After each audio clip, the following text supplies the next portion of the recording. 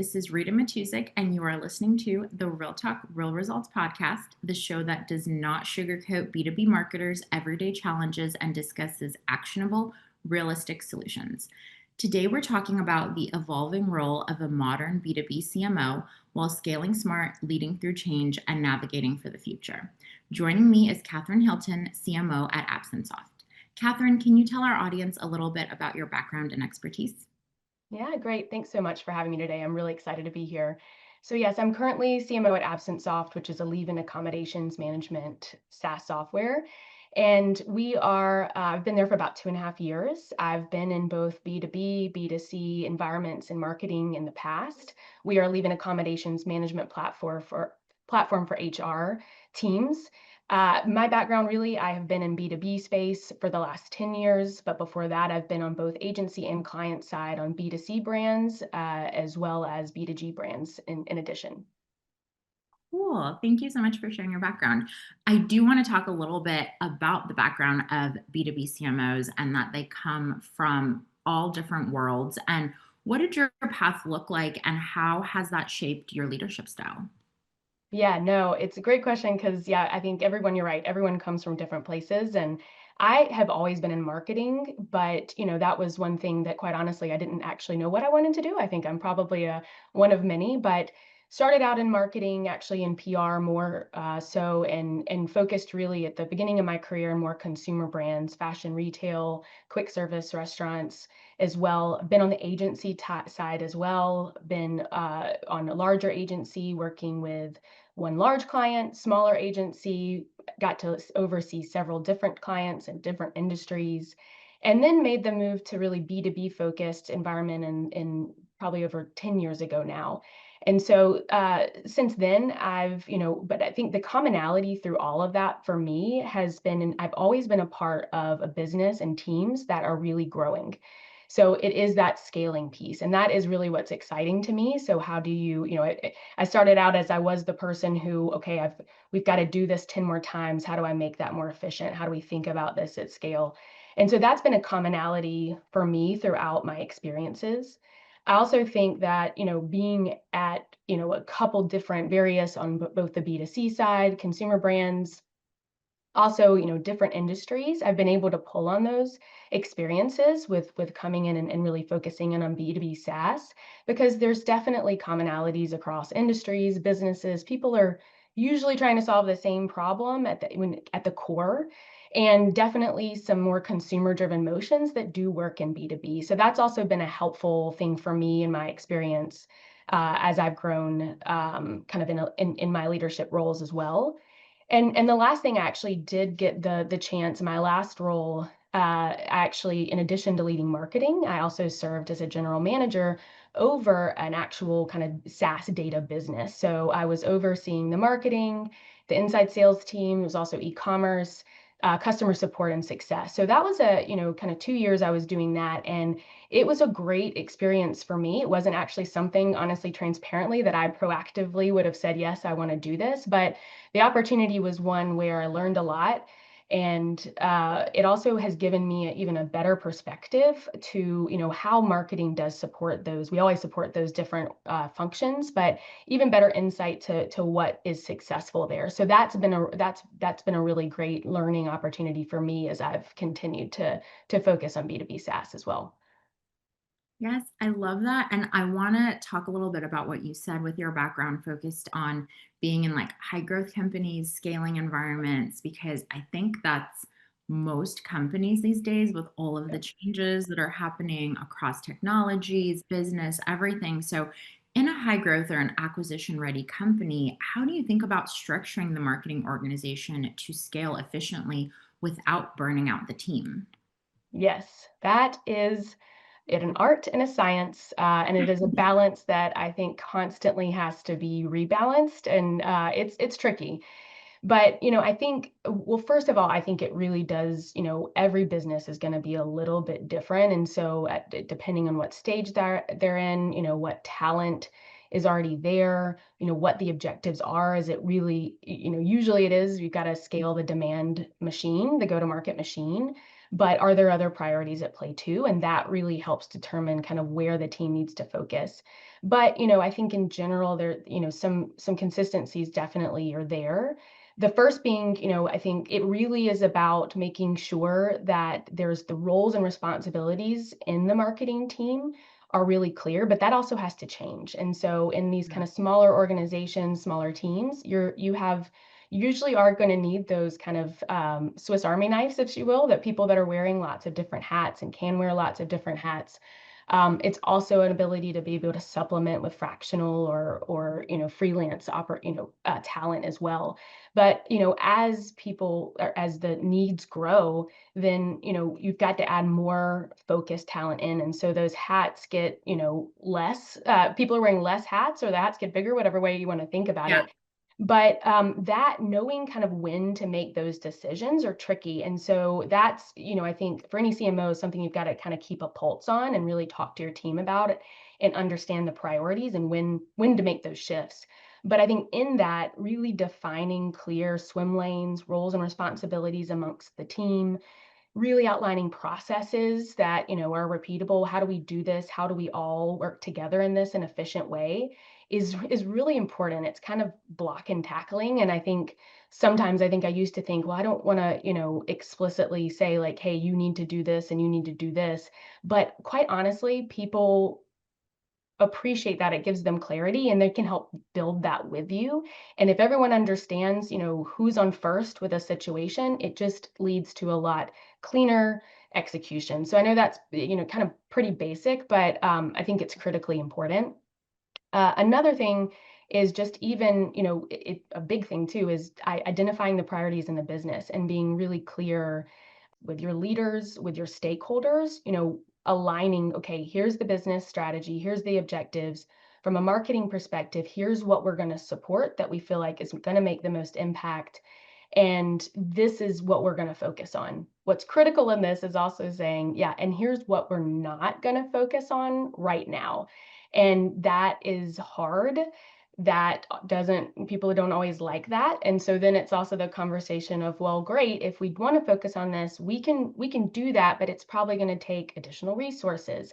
But or get creative about maybe how to do that. But once you have those priorities, then that becomes the whole burnout piece of it, is that you've got to constantly work with the team so that, hey, making sure, or is this something we need to be working on? A lot of times I'll focus with my team and just say, okay, what can come off your plate right now? And that, not everyone's asking that question, but I think it's critical to make sure that you've got quality work and that people aren't getting burnout. But I would tell you, this is like this is the trick with the scaling, and it is an ongoing balance that you do have to manage. Yes, absolutely. And I love that you, as a leader, ask your team what can be taken off, because I think right now, and you talked about this a little bit, right? Aligning at the leadership level, it can Yep. feel to people below that there's a priority, like everything is a priority. And when everything is a priority, nothing's Yes. a priority. And not every leader will go in and ask their teams, like, okay, we've shifted some things, like, what can we take off?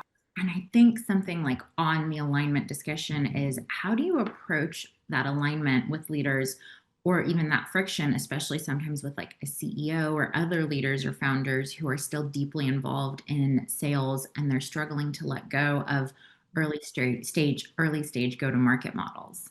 Yeah, no, that's yeah, also a great question. I've been very lucky in kind of the founders and founding kind of CEO models that I've worked with have been, very willing and understanding that, hey, this at this time it needs to look a little different. But I think, at the end of the day, for me, it's similar to kind of any conversation with folks about really understanding the motivation that's there, and usually those things can be solved. So in some examples, it's been, well, they want to still be involved in the sales team because they're maybe not confident. They're not saying the right thing, or, I don't think they're telling the story right. Well, guess what? That's a solvable problem that takes work, but we can do it with sales enablement, with training. We think about, I've literally said to someone, we need to make sure that we can basically, duplicate you multiple times. Like, how do we do Yes. that?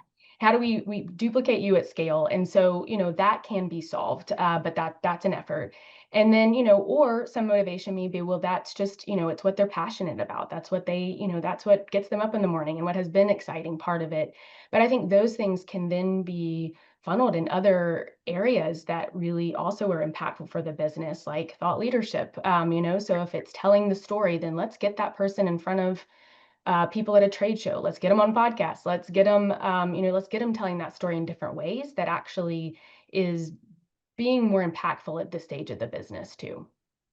Yes, absolutely. I love the thought leadership aspect. I think the more we can get founders, CEOs, the storytellers, the evangelists in front of a camera, a Yeah. podcast, any kind of digital media, the trade shows, it just does wonders because, like you said, they're the most passionate. They tell the best stories.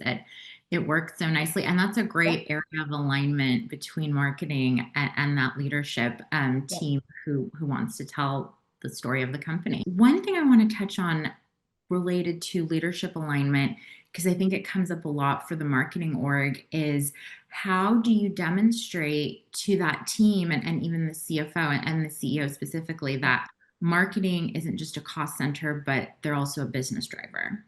Yeah, yeah, no, and you said CFO. I think that's one thing, and I mean, I've heard this on different podcasts too. I think, if we always think about marketing on, the key stakeholders are obviously sales leaders and product leaders, but if you are not aligned with that CFO, that's a problem as well. So that's really critical.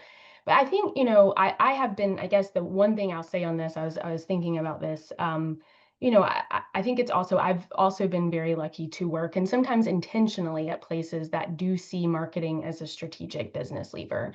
That's not always the case. And I think at a certain point, people do have to ask themselves, sometimes perceptions can't be changed. And so if there's a situation where, it's always going to be kind of running into a wall to make that change, it's also a situation that when I've looked at opportunities, making sure that that's how marketing is viewed. So I just think that's an important thing to think about. But there's definitely things that can help tell the story and build that credibility. And so, I mean, small things. This is a small one, but it's just the vocabulary around, marketing.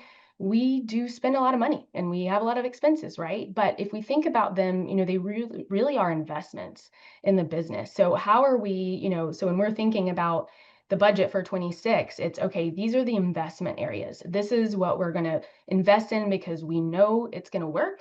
Here are investments, and we're going to experiment, but we're going to track, and this is what we believe we're going to get back. So thinking about it instead of just expenses, and this people too, right? What are the investments we're making? So that again is just like a small but really, I think, just mind shift thing as well. And then I think that the last thing here is just it gets back to that priority conversation. So if you're really clear, and I guess the alignment with the objectives, if you can really clearly lay out, here's the business objectives, and this is the exact straight line down to our marketing goals, the things that we're doing. So pipeline, the revenue goal, ARR goal, we're helping with that. And it's not just leads, by the way, we're helping build pipeline. We're helping close one. That's Yes. by driving demand, helping conversions. You can see that. And you're also doing that with the product org, with customer ops, with customer satisfaction. Then, and then you're transparently sharing the progress there. It becomes very clear how marketing is supporting the business.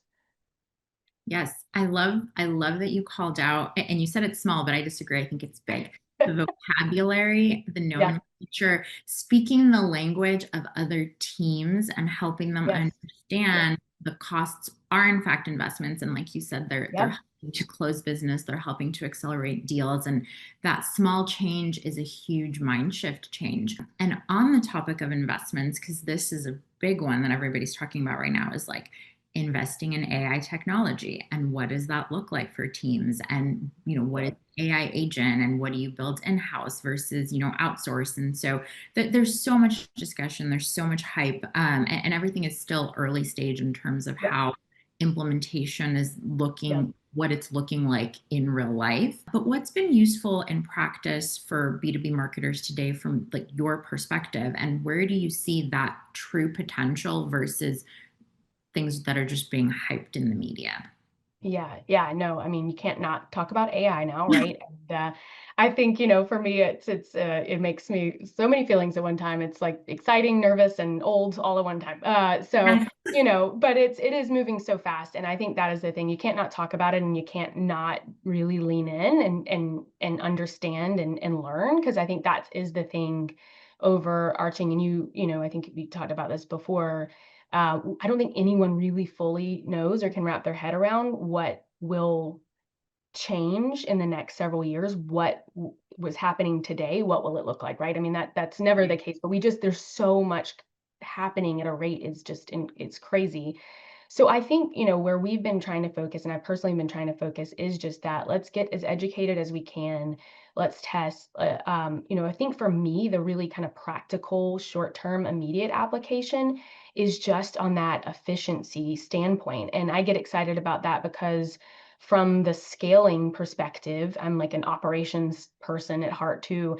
There are definitely some things that we can help and put into place that helps us do our job better. Well, I shouldn't say better, more efficiently, and then enabling us to. It's really opportunity cost to spend more time where it matters. So, for example, the team, my team's kind of working now. We get uh, always the same kind of similar sales requests in and customer success requests, the same ones. We point them to the same document. We've tried different things, but we're looking to build this kind of more robust agent that they can ask, and it gets them to the right place. And that in itself, hopefully, is taking that time away from our sales enablement resources to focus on the more impactful kind of conversion activities.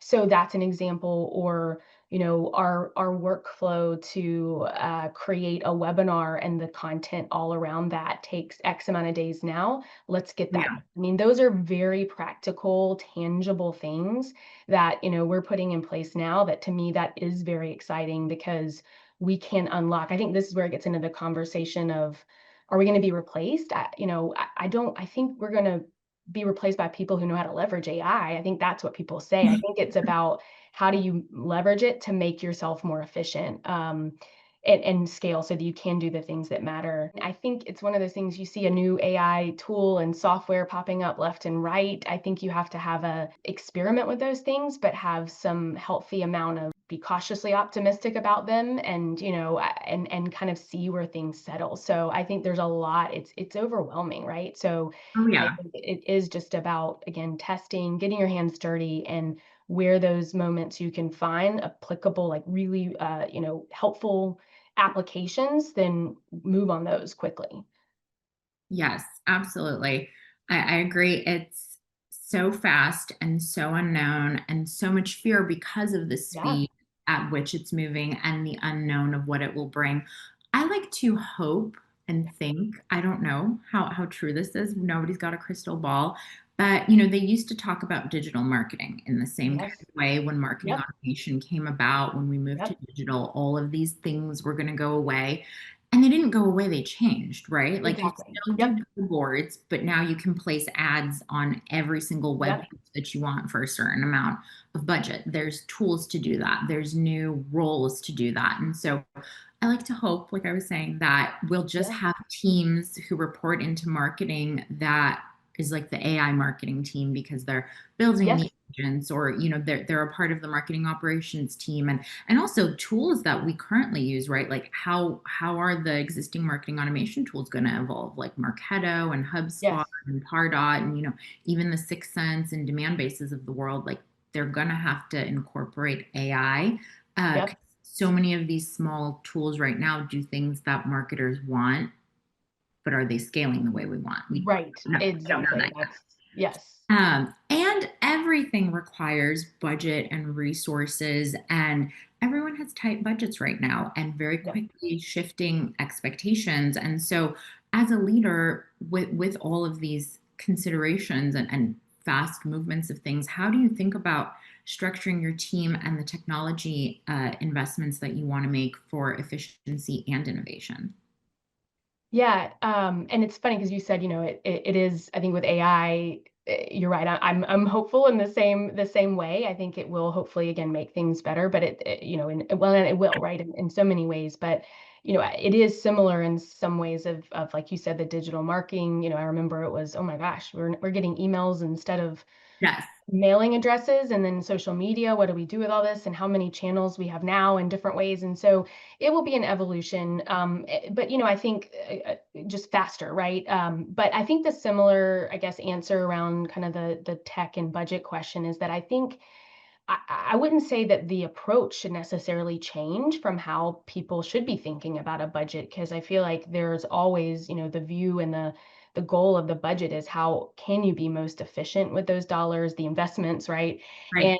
And and the tech too. How are you making sure that you're getting the most out of your tech stack? There's, you're leveraging the tools to its fullest ability, understanding their new features, being really streamlined in that. So I think, it's some of the same questions that need to be asked. And so I think that's the other thing too, is like some of these with all of the conversations around AI, I think there is this, risk of, dropping everything and going. And it's like, hey, let's stay true to some of the same decisions that need to be made, but we have Yes. to take AI and all of that into account. So I do think that there's things that I would, looking at around making sure that there is a healthy experimentation budget around AI, just thinking about that. And I do think from a tech stack perspective, there are probably going to be some lighter weight things to do, some of the elements we're looking to today, whether it's, that kind of acquisition, kind of really focused on kind of the lead portion of things. So, making sure we've got room in there to, as we are evaluating tools throughout the year, that we have flex in there to look at that. And then I think from a, resource perspective, it is going to be the name of the game is like, how do we get more efficiency out? So how can we leverage AI so that the team members and other things can be doing other things? So again, I guess in a nutshell, it's, same question should be asked. We always should be looking at that about a budget, but you just have to provide some of the space for these learnings. Yes, absolutely. And staying on the thread of investments, but also kind of, we were talking about leads and more, I would say mid to bottom of funnel discussion a little bit. But before you get leads and before those leads convert, you have to have brand recognition. And frequently right now, especially in B2B, your potential customer already knows about you before you even get in front of them. And Yeah. so, how do you think about prioritizing brand investment when a lot of the discussion is dominated by performance metrics and marketing commerce, like marketing conversions? Yeah. Yeah. Yeah, it's an interesting one because I do think, kind of my background in some of the consumer side of things. I mean, brand, I mean, there was a whole, a budget just on brand, right? And I think honestly, in my, time and 10 years of B2B, I'm pretty sure I've actually avoided putting a brand line item because Yeah. it almost becomes a little bit of a dirty word sometimes. And so I think though, for me, it's interesting because in my mind though, everything we do is brand. And Oh, yeah. so, we're doing this ad down from a conversion perspective, it is an element of brand. And so we do talk about it a bit more on, if you think about aligning the brand with the funnel, it is every single part of it. And so we do focus, and I think it's important for any business on that thought leadership aspect where I do think that would be kind of how you think about traditionally brand. How are you building that awareness? How are you doing these things that really, honestly, the intent isn't necessarily, we'd love them to come and do a demo just from that, but it's more about, the eyes and the credibility and the expertise. So that's how we think about it, as the thought leadership. Again, part of a organization that does see that as an important aspect. So that's really helpful.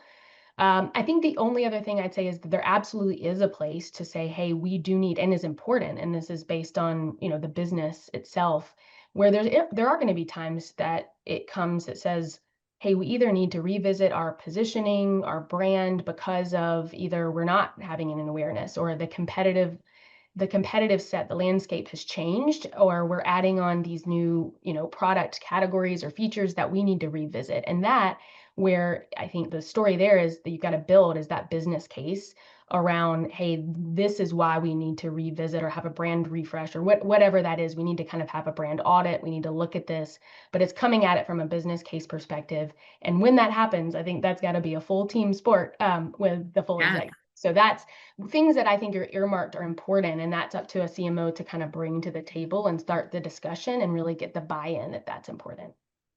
Yes, absolutely. I'm wondering, coming back to some of the other things we discussed around tooling and the marketing stack, what is the one tool that is your non-negotiable? Like if you were, to look back at your previous roles, this role, future roles, Yeah. like what's the tool you're like, I have to have this one? Yeah. Yeah. No, I think I could say something really cool and AI focused, like a Clay is becoming that, for sure. Yeah. And obviously I could say, well, of course, Marketo or HubSpot or CRM is important, but I think my one is kind of, maybe a little bit boring, but I think fundamentally every marketing team, especially one that's scaling, it needs to have some type of just project management collaboration tool, an Asana, Basecamp, whatever it is. There's a couple out there, it's the really good ones, right? But this gets back into making sure that everybody knows what is happening on all these things that are going on. I have visibility that I can communicate around it or understand where I need to help, who's on first with approvals, things like that. And especially from a remote working company, which Yeah. so many are now, we are. It's just critical. And so to be able to use that in a way that you're able to get really clear on, hey, these are priorities, these are roadblockers. That to me is maybe a boring one, but I think it's fundamental. Yes, and I 1,000% agree with you, and I think part of what's getting lost with all of these innovations is that the basic things still need to be there, Yes, especially yes, in remote environments. Like, yes, things are both easier and harder. There's so many ways to communicate, and yet so many things get lost in yes, communication. So many people end up working in a silo, which was a problem before, and when we were all in the office. But now that we're all in our homes and we're not face to face, it's so much easier to get lost. And with all these thousands of tools that are coming at everybody and every function at all times, and everything's so overwhelming. So 100%, like, a source of truth for everyone is so critical. yes. Absolutely. I'm wondering, because there's been a lot of different roles that have come up just over time, and even the marketing role itself, the CMO's role, overlaps in so many ways with revenue roles, because marketers, modern B2B marketers, are really being asked to contribute more to own pipeline numbers. There's a lot of, like you were saying at the beginning, people who can wear many hats, because we're bleeding into sales enablement, into messaging development, into, sometimes marketers are doing what was traditionally BDR roles. And at the leadership level, roles are popping up, like chief growth officer, revenue officers are happening. Like, what do you think the future of the CMO role is going to be with all of these changes? Yeah. And yeah, we are seeing that. I mean, it's been happening for a bit. I mean, you always have had marketing, it being varied, whether it reports into sales or revenue or if it sits on its own, right? That's always a little bit different. And I think it's always been this kind of push and pull. And ultimately, I think it boils down to there's just got to be alignment with sales and marketing, however that looks, right? I mean, that's the base. But, it makes sense that these roles are beginning to take, we're seeing more and more of them because I mean there is a North Star metric around revenue and to really align, and I use that again, but on that, and having everybody, it makes sense because there has been so much finger pointing on this person over here is doing this, and so it does make sense. However, I do think, and I will say, my time kind of serving as more of a GM and revenue officer essentially over a full funnel over a business unit, it makes, it certainly does make a lot of sense and make some of the decisions a little bit easier and it helps get everybody together. But I also think that can be done without that too, right? It just takes really good leadership and collaboration. And I think no matter what happens, the CMO, the marketing role, you have to have someone that is there to really help tell the story and help enable tell the story and understand from the customers and align with product on how do we take what we're doing to really resonate with the market and then really get in the weeds on all the tactics, so many levers to pull. So I still think it's incredibly important. And in fact, I think, for CMOs, like in marketing paths, that those roles should be thought of as a very, as a next step for sure. I mean, I think it could be great opportunities for people as well.